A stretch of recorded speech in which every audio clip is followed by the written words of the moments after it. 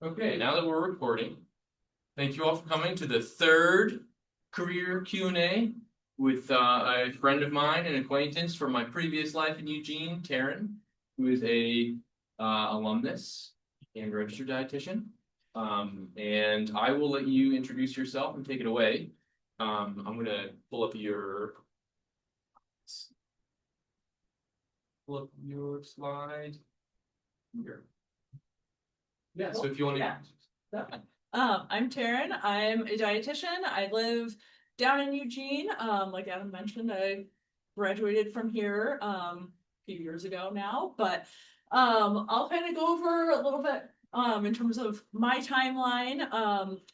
Kind of fast forward to like what I do now. I work in private practice as a dietitian, primarily working with sports nutrition and eating disorders. So I'll kind of go through kind of what actually got me to that place and everything. So this kind of academic timeline. My undergrad was not in nutrition, or at least my first undergrad was not. A lot of what got me into wanting to study nutrition and everything was my experience as an athlete. I ran cross country and track in college, and that kind of from both like personal, professional experience kind of got me interested into nutrition potentially as a career. The school I went to, we had one nutrition class there, so that was not, there was no nutrition major or anything, but that was what got me interested. I'm like, ooh, this is actually interesting and it's applicable to me as an athlete and everything. So that I was a psych and bio major. That kind of got me interested in what could I do with nutrition as a career? I had originally thought I was going to do physical therapy and any number of other things, but that did not obviously end up going that route. And then went to University of Connecticut, again, back on the East Coast. That's where I did second bachelor's degree, so kind of did a roundabout method, but it ended up working out in the end. But that's basically did year prereqs, and then I did a coordinated program. So that's a little bit different. So I haven't necessarily done a traditional internship, like you do your undergrad, apply for the internship. So the coordinated program kind of includes those classes and the internship hours at the same time. So that's like 2 years, and then you sit for the dietitian exam. So that's, I know those programs aren't as common now from what I know and everything, but that actually worked out really well for me. And or just was helpful to kind of be able to apply what you're learning in classes and doing that in whatever like internship rotation I was doing at the time. Then right after that, I came out here to do my master's. Kind of approached it as I always wanted to come out to the West Coast, and figured I could come out here for grad school. If I hated it, it was only a few years and could always move back or wherever. That's been, what, 12 years since I graduated from here, so have basically stayed because it's a better fit out this side of the country. But did my master's here in nutrition and exercise physiology. Lenore was my advisor. She's now retired. She's ever still around at all, but I was at the time kind of unsure. I really wanted to do nutrition, exercise science, kind of that sports nutrition realm. I had wanted to do or thought about maybe doing a PhD, maybe doing kind of research route. So what I was able to do for my thesis and the project that I worked on with the PhD student at the time was being able to do original research, which was really cool to be able to do. Ultimately decided not to do the PhD route, but glad I didn't, just with not having to publish and everything. Can you elaborate on why? It's always a huge topic of discussion. Yeah, definitely. I feel like, I mean, at the time, like I mean, even just from my timeline, you can kind of see went straight from like undergrad, other undergrad, masters and stuff. So that was like boom, boom, boom, one after another, and kind of was like, okay, I want to actually like kind of try things out. I had thought about and actually had talked with Melinda at the time because like what I was doing for research kind of like could easily be turned into a PhD, and it was kind of a question of like, do I just do that? Ultimately glad that I didn't, because that probably would have tacked on a couple more years at least with that. So the biggest thing for me was like, okay, I want to actually like kind of be able to try things out and kind of see like, is that something I want to do, or do I like more of like the applied piece of like actually working with people? Because there's a difference. I mean, even in research, there's a difference between what are you doing in a lab study versus in a field study, that sort of thing. So that was a big thing we would talk a lot about with Melinda and everything. Is like, okay, how does this actually apply when you're working on or working with someone? Like it can look great on paper in a lab in a very controlled environment, but that's not always necessarily the case when you talk to a real human and realize, oh, there's barriers to like to fueling or feeding yourself even just day to day. So for me, that was kind of the biggest piece with that, and deciding not to do that. I was like, well, I can always kind of take a few years, and if I want to go back and do a PhD, I could, but I mean, it's been 12 years and I have not and have no plans to at this point. So yeah. An awesome student, Louisa, just linked your thesis in the Oh. the student asked for it, and Louisa found it. And yeah. Nice. I was about to ask you, like, do you know where you can find it? But yeah. There cool. probably is a hard copy in the library somewhere, because I think they keep all of those in there. But you could find it on LibKey unless you did some internet stuff. Yeah, I met Melinda in November at a seminar I did. Okay. She was super cool. Yeah. I wish that I did. I'm stoked that you didn't miss her, and I wish that I hadn't. So yeah, she's awesome. And at the time, I mean, even just like my timeline, like sports nutrition, collegiate sports nutrition is, I mean, every school or most D1 programs, not every school, most D1 programs have sports dietitians on staff now. That did not exist at that time when I was in undergrad, or even when I was in grad school. It was starting to be kind of more of a common thing, but definitely not a common thing, or you wouldn't have a school who has like 4 or 5 sports dietitians. That definitely did not exist, or was very rare. So I mean, the reason I chose to come to OSU was back in Connecticut. Melinda Manor had written the sports nutrition textbook that we had used, and I was like, well, this person seems like she knows what or kind of what I want to do. Like a lot of her research was on what was then called the female athlete triad, and is now known as relative and energy deficiency in sport. So that was the main driver of what got me here and everything. So yeah, but that's the academic timeline. And then, well, this is a lot of words. Do you want to run from when you finished your MS and became a registered dietitian? Yeah, so we'll start kind of down here at the bottom. The thing that you'll see, I mean, I've had a lot of overlapping jobs and positions throughout this, which I feel like is helpful just to kind of be able to like get experience doing various different things and everything. My first couple years out here, when I was a graduate student, I had a teaching assistantship and everything, but did a couple years as a volunteer assistant, cross-country track coach. That was kind of another realm at the time I was thinking about, like, do I want to go into that realm more, coaching and stuff?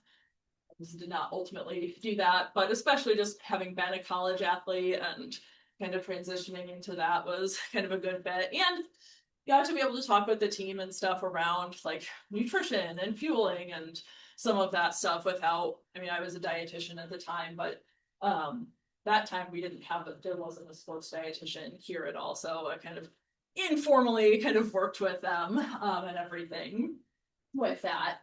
And then throughout all of the years that I was a graduate student here, I was a graduate teaching assistant. So taught, I forget what the course is called now, but it was one of the nutrition undergrad classes that, well, maybe I took it at this point. And that was really helpful. One, having like the stipend and everything, helpful during grad school to help just with funding that and everything. And then my last year here, there was at the time one dietitian who worked at the health center on campus, and she was kind of swamped with students and everything. So she got a graduate assistant dietitian position. So I got that was the first year of that. So I did that for my last year in grad school. So that instead of doing the teaching assistantship, I was able to do basically be a dietitian. So I was working kind of, I think it was like maybe 0.3 FTE or something like that. So I was able to see like a smaller caseload of clients and everything. Because at that point I had, I guess a good back up to my timeline before. After I went to Connecticut, that's when I took the RD exam and everything. So in grad school, I was already a dietitian, technically. So that actually worked really well. I'm not sure if that's a position they still have here. No, okay. So there were a couple after, because after that, she ended up leaving. The full-time dietitian ended up leaving, moving away. So that I ended up getting that job and was here for a couple years, and had a graduate assistant dietitian for the 2 years I was here. I had 2 different ones. So that position at least continued then. Still done. But okay, yeah. So we kind of transitioned that to have like maybe probably more full-time positions. So but yeah, that was the positions here with the health center were probably my first like kind of real positions in nutrition or as a dietitian. Kind of in that nutrition world, we consider that like outpatient nutrition counseling. So I haven't ever actually worked in a hospital or clinical setting or anything like that. I mean, I did internship rotations there, and I always thought like that could be interesting, but wasn't necessarily the area that I wanted to go into. But yeah, the position here was really helpful in terms of getting, I mean, really a wide variety of students and concerns and everything coming in. That kind of even backing up a little bit too, I work a lot with eating disorders and everything, and that was something I had wanted to do since undergrad, but finding kind of experience for that is always kind of the challenge, where that I think I did one internship rotation with the dietitian at the health center at UConn, and that was helpful to get some of that experience, but I think education now has hopefully shifted, where the only class that I got around like that even touched on eating disorders was, here's a list of like the diagnoses, and if you come across someone who has one, you should refer out, which to me was never a great answer, because it was like, well, what if you want to be that person that you like refer out to? So that like got a lot more experience kind of in that realm through being the grad assistant here, and then in the position here as well. And then kind of throughout this 2014 to 2017, so that was kind of in graduate school through after, I was working with Cliff Bar, doing some like sports nutrition consulting.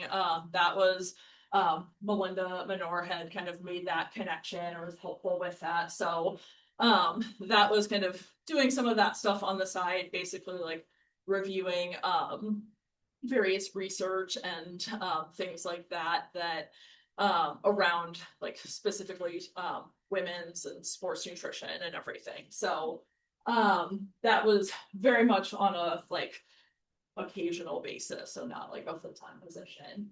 And then 2016 to 17, that's when I started kind of working at University of Oregon Athletics as one of their sports dietitians there. I think at the time, I think there were 4, including me. So we each kind of had our own sports that were we each, I think, had like 3 or 4 sports or so. And at the same time, I was also working here as an adjunct instructor teaching a graduate course in sports nutrition as well. So again, have a lot of overlap in terms of various positions and everything, which has at least worked for me to be able to kind of like dip my toes into something and kind of see like, is this something I like? Or is this something I want to be able to do more? So the UFO position, I think they had at the time like had some budget concerns where they were having to kind of reconfigure and everything. So I was looking for other positions at the time as well, and wasn't sure I really liked kind of working with the athletes and in that environment. But for me, the biggest things. Why is that? What? Why didn't you feel like you liked working with the athletes at UO? Oh, I did. I liked. Oh, sorry. I liked that perspective, like working with the athletes and everything. But the pieces I didn't like were just like the work-life balance was a big factor. Like being at, I mean, at the time I was also commuting from Corvallis to Eugene, which was not enjoyable, but sometimes necessary. But we'd have early morning practices later in the evening and had to be there kind of for those. Or a lot of times, I mean, biggest thing is like getting buy-in from the athletes, like being there and being present. So not that you need to be at every single practice, but at least for them to get to know like, who are you as a resource and everything. That was helpful, but that for me got kind of like wearing at the time, as well as I'm not sure if it's shifted, but the pay in collegiate athletics is not always the greatest for that number of hours that you're putting in and everything. So for me, those were factors that I was kind of like weighing out. Like I had offers from other positions and stuff and was kind of thinking, do I want to go in that route? Like the collegiate sports dietitian positions, like you usually like have to be able to move somewhere. And for me, I was like, I don't really want to live in Indiana. No offense to if anyone's from Indiana or whatever, but for me, I was like, that's not, I like mountains and being on the West Coast and everything. So that was a big factor with that. And ultimately, I've been able to weave in like the pieces of sports nutrition and everything that I really enjoy now. So yeah, then the position at the University of Oregon Health Center was open. So I ended up getting that position. So that was very similar to the position here at the health center, where it's usually, I don't remember the percentage split, but you're doing some like probably 70% one-on-one nutrition counseling, and then other like 30% or whatever is doing like outreach events, that sort of thing, like presentations or maybe like a cooking class or something like that. So in my jobs, I really like a lot of like variety of doing different things. So that was kind of nice where you're not just doing kind of the same similar thing day to day with that. So I was in that position for a couple of years. And then after that, that's where again I was like getting more experience kind of working with eating disorders, disordered eating, and was really finding that like that's where more of like the direction I wanted to go, working kind of solely with that, as well as kind of the sports nutrition piece, and specifically finding those like working with athletes with eating disorders. So Montanito is a higher level of care for eating disorders. So there's like residential all the way down to intensive outpatient. So I worked there for 2 years, or I think it was a little under 2 years. But that was really good, I mean, experience in terms of getting experience at a higher level of care. I mean, that's where I was working with one-on-one with clients. You usually have caseload of kind of like 8 to 20 clients or so. And then I'd also do like a couple nutrition groups, that sort of thing. And then also would sit for like meals or snacks or that sort of thing. So yeah. What was the shift like? You spent a lot of time in academia. Yeah. I spent a lot of time in academia. What was it like going from seeing students, really? And then when you were in academia, were you seeing any faculty members? Were you seeing, when you were a full, like, you know, OSU Health Center, were you seeing faculty members? Were you presenting in front of faculty members? But you went from academia into to go to work at Montanito, which is like that's a very, very, very different environment. Yeah. So both positions at both health centers, OSU and U of O, I was just working with students there. So not working with like in terms of like one-on-one sessions, not working with faculty. That was just a service provided for the students. So that was no cost. I think it was part of the student fees and everything. So that definitely, I mean, I really like kind of working with college age population and everything. And that definitely, I mean, was a big shift to kind of working with kind of wider variety of populations, which, I mean, that is something like I like and kind of see as like, oh, extra kind of like little challenge there.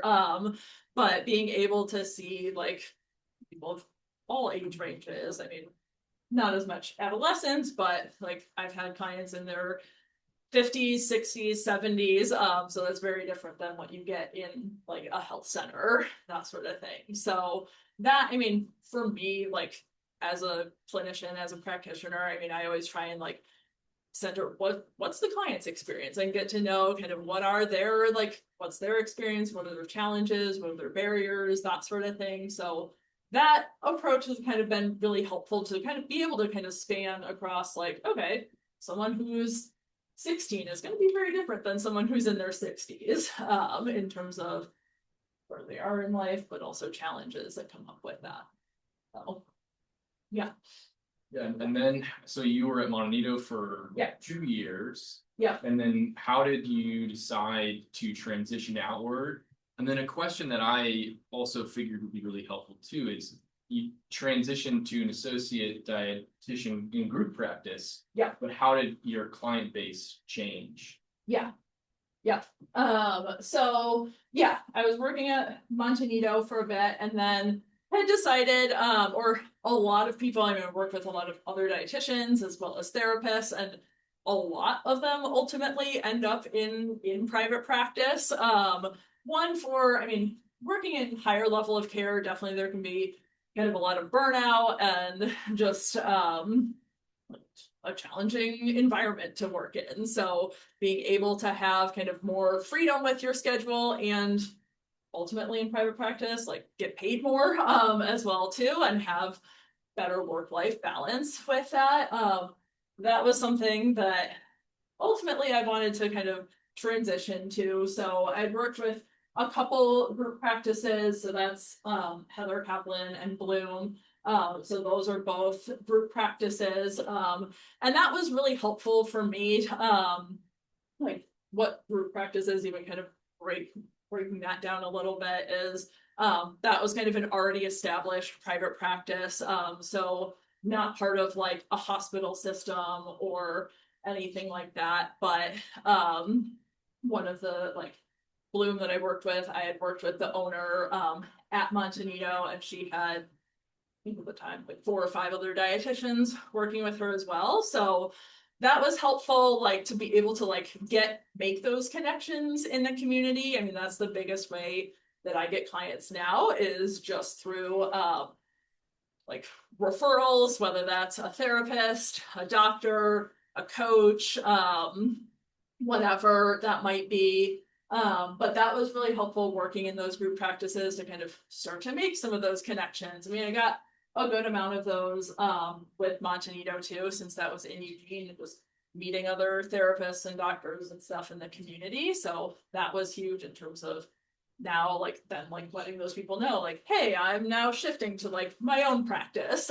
So little source here. So did that, I forget what your original. No, that's yeah. Okay. How you ended up, bringing clients on. Yeah. From having these kind of systems in place in obviously academia and all the different resources for students, and then Yeah. to a large inpatient facility. I'm sure they do out of patient or outpatient stuff too, but yeah, and then please, I don't want to interrupt too much. As you're now starting to reach into your own private practice. Yeah.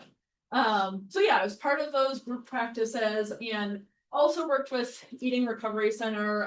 Started that kind of pretty close after Montanito. That was during COVID when kind of everything was kind of crazy and shifting to virtual. But I worked for ERC for about 5 years. Just left that in August of this past year. And that was really helpful. Like I worked there part-time for that time. So it was like 20 hours a week. But then in 2023, that's when I started my own private practice. So that was really helpful for me to have kind of that like part-time job for like have a steady paycheck and income coming in. Like that's helpful to have like to pay bills and everything.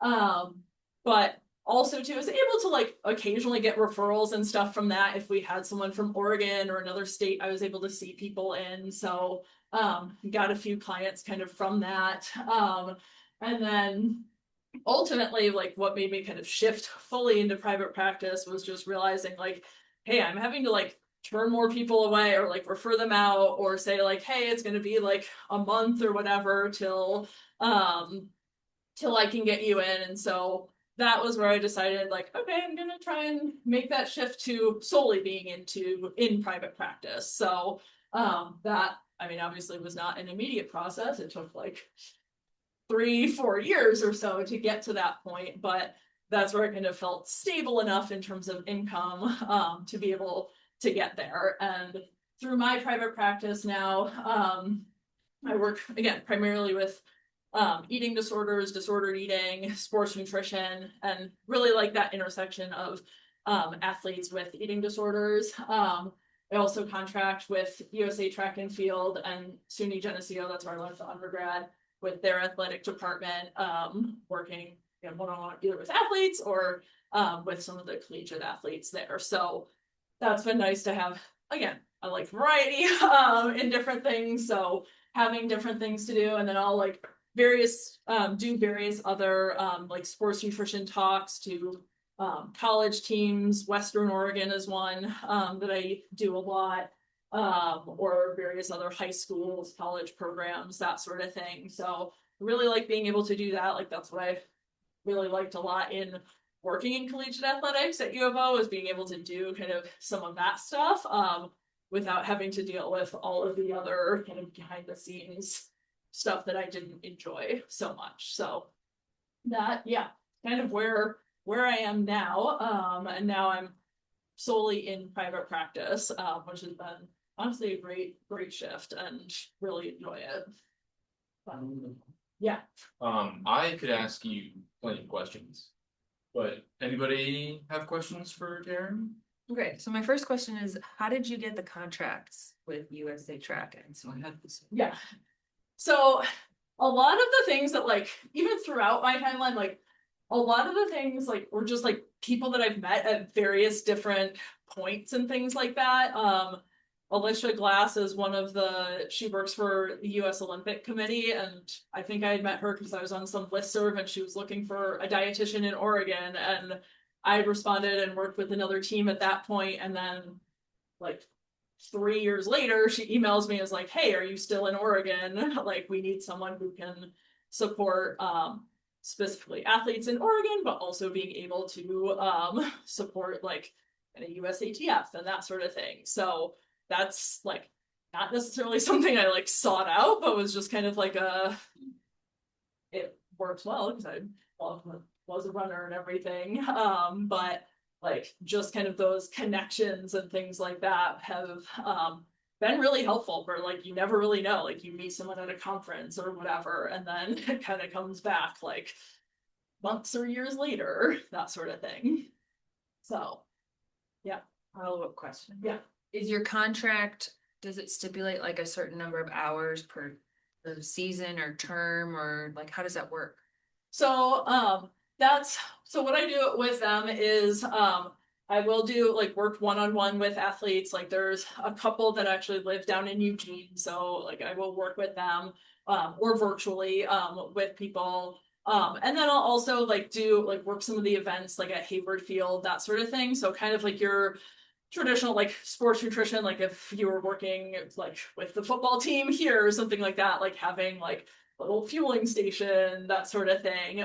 So it really, there's not a set number of hours. It can be really variable. Like it can be like in a week where there's like the USATF championships, like before like picking the world team or something like that. Like that could be a lot because I'm usually at like team processing for that, going over like, okay, here's like some things around travel nutrition, you're going here, like what sort of supplements are you taking, that sort of thing. So like that week could be like 10 hours or something versus like other times of the year there's like nothing for a while. So it's very flexible, kind of depending on what are the needs for that. So there's not like a set number of hours necessarily.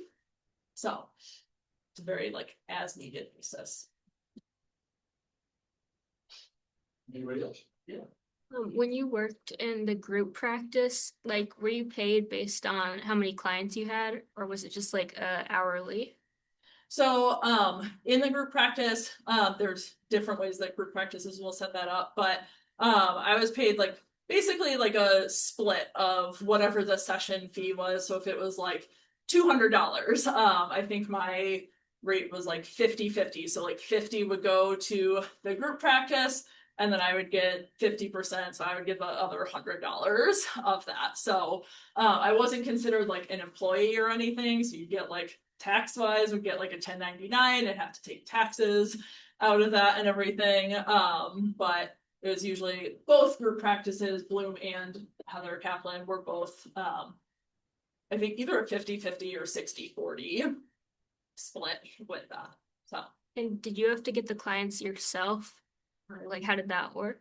I mean, I would get some myself just from like some connections that I had and everything, but most would come through the practice, and that like really was the advantage of the time of like, okay, like there's like a steady like stream of clients coming in. Like I don't have to worry about that necessarily. And like that's part of like kind of that group practice model, is thinking that like, okay, that 50% that you're giving up of your session rate is partly for that like marketing or like getting clients in, that sort of thing.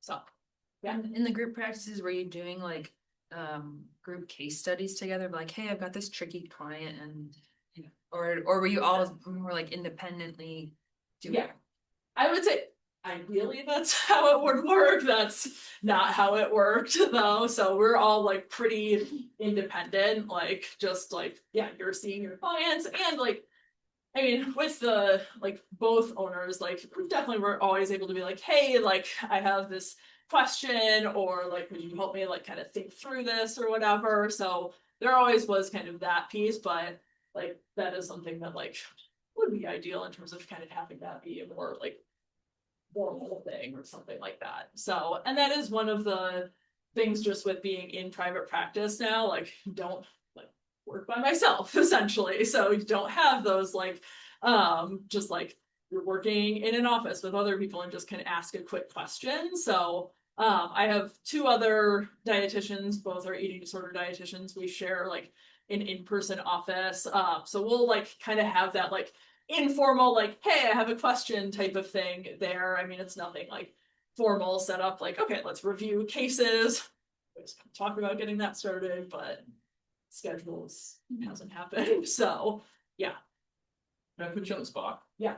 Can you, I think it'd be really valuable for everybody here, and I'm very curious, could you do like a crash course on starting a private practice. Yeah. And maybe if you could tie in a little bit about the drawbacks, some of the benefits around the particular architecture of the that LLC, the Bloom Health, and maybe ERC, Heather Kaplan, like building a private practice, all of the lessons you took from those two experiences Yeah. to then start your own and then be fully reliant on private Yeah. practice. Definitely. I mean, that's a big question. Sorry, it was that's like, I mean, honestly, what I wish I had known in like undergrad and stuff, which I mean, I didn't think like undergrad wise, oh, I was gonna go to private practice, but it kind of ended up that way. But I mean, the biggest things, like one, like I would definitely recommend, like if that's something you're wanting to do, like starting an LLC is very helpful. It's usually in Oregon. I think it's like $100. So it's not that bad, but that, yeah. What's an LLC for those who Yeah, good question. Thank you. Limited liability company. So you could start like what's called like a sole proprietorship, where you're basically using just like your tax the same as yourself or whatever. So an LLC is like a separate like entity, like your business is separate from yourself. So it kind of protects you in case there's some sort of like legal, anything like that comes up. So that's where like have a house or a car or something like that. Like that's not like, you're not at risk of losing that if someone were to like sue you or whatever. So hopefully that doesn't happen. But an LLC kind of helps protect you from that somewhat. And then, I mean, I did not, in full transparency, I did not write out a business plan, or anything like that, which could be a good idea, if that is something you're wanting to do.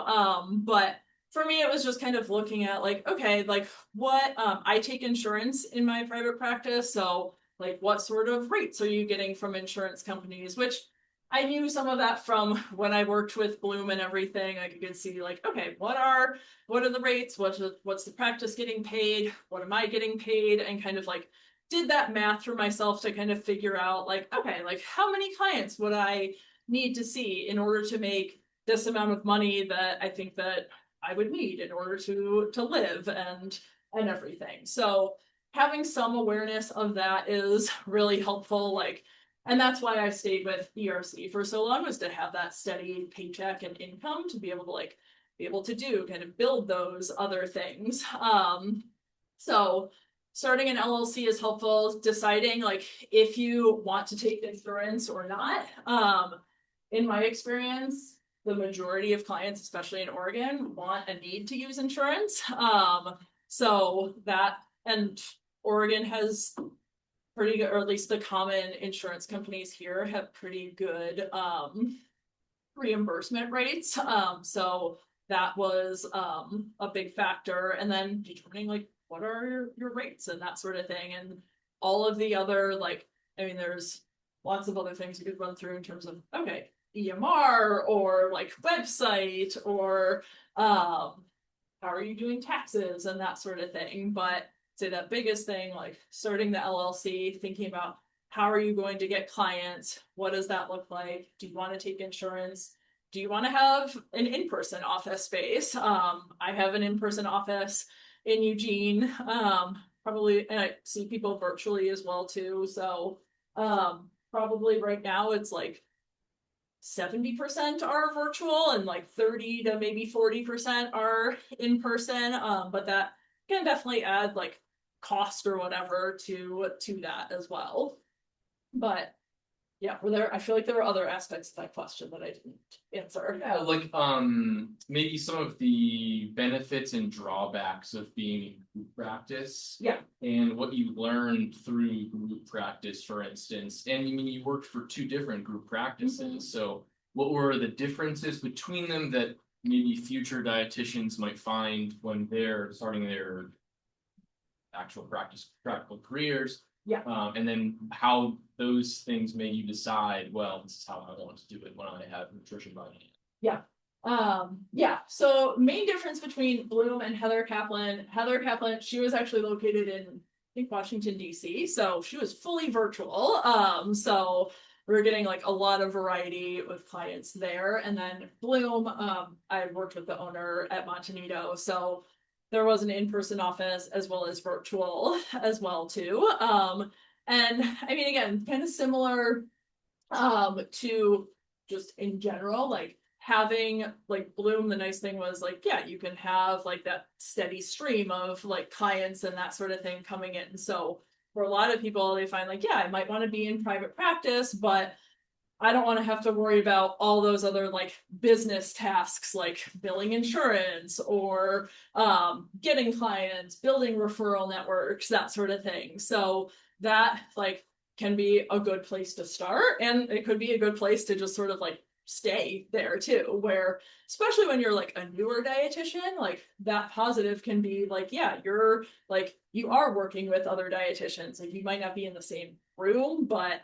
you're part of that group and can have like could have like a consult group or that sort of thing. Private practice now, like I mean, I have to go seek that out or like actually make that happen. So that is kind of that there's pros and cons to each. So some people like a lot of the dietitians at Bloom have been there for a while and want to stay there. They don't want to do kind of the billing and all that behind the scenes stuff that can be not so fun, or like sit on a phone call with insurance on hold for like an hour plus. Like those are not the fun things to do, but you can fold laundry during that time or whatever.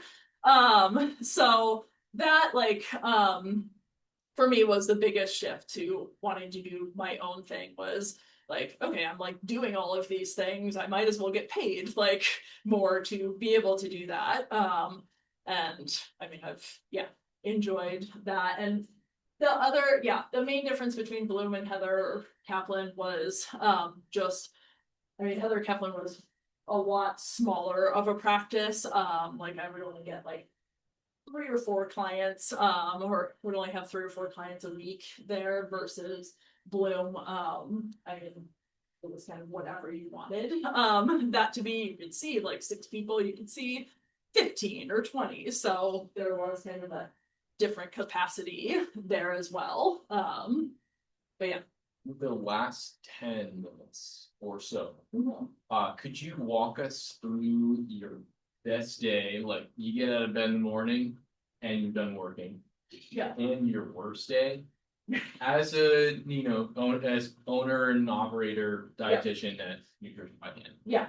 I would say, I mean, my like ideal day is, I mean, I've kind of figured throughout like the years of doing this, like my ideal or my max is seeing like 5 people in a day, 5 sessions. My sessions are like 50 minutes long, so that's a lot of talking to people. So that I've kind of figured like, okay, that like 4 or 5, like 5 is max. I will do 6 or 7, but those are days I don't enjoy as much. Those are very tired after. I need to just like look at a blank wall for a while. But that re as well. Oh, I was but last week I was just thinking about staring at a blank wall after talking to like 7 hours of people. Yeah. That sounds Yeah. That's awesome. So it is. So that's why I try not to do that as much. But like normally I'll see like, I mean, it's usually honestly a mix of in-person or virtual. That really varies. I see clients Monday through Thursday. So that's the nice thing. Like having a 3-day weekend, I would have a hard time giving that up at this point. I don't know how I would shift back to that, but yeah, that ideal day is usually seeing like 4 or 5 people. Might do like, I mean, it's very rare that I do, I mean, it's not rare, but it's not like I'm doing like sports nutrition talks on a weekly basis, but there might be something like that thrown in there. And then like kind of not so great days, probably when I have to deal with like an insurance billing issue or something, like you think that something is going to be covered and then it's not, and then you have to spend like an hour plus on hold with an insurance company. That's never fun. So kind of dealing with just like those things, and then being able to like communicate that to a client, because that's where like that also gets challenging. Like you have this like therapeutic relationship rapport, and then you also talk about like the money and like the business details of that. So that's always challenging. I mean, if there is a thing where like insurance comes back like denied or something like that, we'll talk about like, okay, we can do like a payment plan or something like that and try and be accommodating of that. But I would say like those are usually my like not so favorite days of having to deal with that stuff. I mean, that doesn't happen on a regular basis at all, but when that does happen, it's not fun to deal with. On your ideal day, are you like 8 to 12 seeing clients? Are you making yourself sort of available in a 10-hour window so that you can maximize their availability? Like how do you manage that? Yeah. So I normally like, I'm kind of flexible with that. Like I don't necessarily have like set hours. I mean, normally like if I had my ideal day, it would be like my first session would be at like 10 or so, and then kind of like 10, 11, maybe a break in there, 2, 3, and then kind of like be done. And that's where like, okay, you're done, but you still have to do like notes and stuff and that sort of thing. But that, I mean, at this point doesn't take me too long at that point. So I will see clients at like 9 or maybe like 8:30 or so, but I don't like to do that on like a regular basis. And ideally my last session is at 3 during the winter when it's dark out anyways. I am a little flexible on that, where I'm like, well, it's dark out, what else am I going to be doing? Like, sure, I can do 4 o'clock or something like that. So, but ideally it's kind of like middle of the day where like, okay, if I want to like do something in the morning, I could, or if I want to like go out for a ride after, I can do that. So that is kind of, but then again, I'm flexible with that. So if like someone wants like a 9 o'clock, I'll like try and schedule people around that. The thing I don't like is having like, oh, I have a 9 o'clock and then a 4 o'clock or something, where you're just like, okay, what do I do with these like hours in between? I mean, there's plenty to do, but I would rather have them closer together like that. So, to wrap, I suppose, Haley asked, what is the most challenging aspect of working with clients one-on-one? Maybe answer the most challenging and the end on the best part. Yeah. Yeah. I would say like the most challenging is like, I mean, especially just the population I work with. I mean, sports nutrition, not as much, but especially with eating disorders, like can be really heavy. Like you're here, like a lot of challenges and there's a lot of trauma sometimes. And I mean, burnout can be really high especially in private practice, but especially working in like that field. So that can be like really challenging sometimes, just like hearing all of that, like all of the challenges and everything. And like that's where like if that is something you're wanting to go into, like having like, you know, it's kind of a cliche sometimes, but like self-care, like how are you taking care of yourself? Like you have to take care of yourself before you're able to like help take care of other people as well. So having kind of that outlet or having other things like outside of work and nutrition is really important with that, because I think like just the burnout piece, I mean, I didn't go into that too much, but definitely kind of dealt with that when I was working at Montanito and stuff afterwards, and just like seeing so many clients that are like pretty acute, like day after day, like that can be kind of wearing on you after a while. But like kind of on the flip side of that, like one of like the most rewarding things I think with my job is being able to see like those cases where like, okay, it like starts to click. I mean, I have clients where it's taken like maybe months or years to get to that point where like, especially with an eating disorder, they're shifting those like ways of thinking around food and everything. But like realizing like I've one athlete I've worked with that's a marathon runner, and like she like worked with her for probably 4 or so years, and like being able to see that shift of like, oh yeah, like when you're fueling yourself appropriately, your body can do really cool things. So, and two, to be able to see that kind of like work out performance wise and health wise and everything, like that's I think a really cool piece to be able to get to be a part of. So yeah. I wish I saw you when I was at University of Oregon as an athlete, because I started at U of O in 2016. Bummer. I know, had to reach to the bike shop. Yeah. Any other questions? Yeah. Yeah, it's a little bit more broad, but since you've been in this field for so long, do you feel like there's a growing need for registered dietitians like today as compared to 5 years ago? I mean, comparatively, I'm not necessarily sure, but I think just with the amount of like nutrition misinformation and confusion out there, I mean, I think there definitely is kind of just in that aspect and everything. Like, I mean, there's so much nutrition information out there, which can be like an of easy access to it, which can be a good thing, but also can be a not so good thing. So I think being able to like have people that like, okay, can like kind of talk like rationally around like nutrition and everything, like I think is really needed. I mean, I think always the challenge, especially with dietitians, is like, how do we get like dietitians out there as like the like kind of nutrition expert, I think is always the challenge, where like the like balanced nutrition, like all foods fit, that sort of thing, is not like the message out there that sells and everything. So I think that can be a challenge, but I think it definitely is very needed still. So, but comparatively, not necessarily sure, but I could think like, yes, especially too, just with like chronic disease rates and that sort of thing, and like how many do have a link with nutrition and lifestyle factors and everything.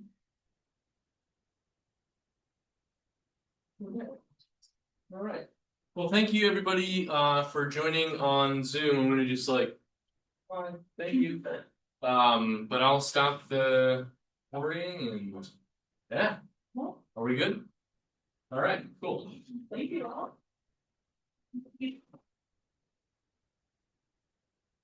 Halfway through, I was like, oh my God, wasn't.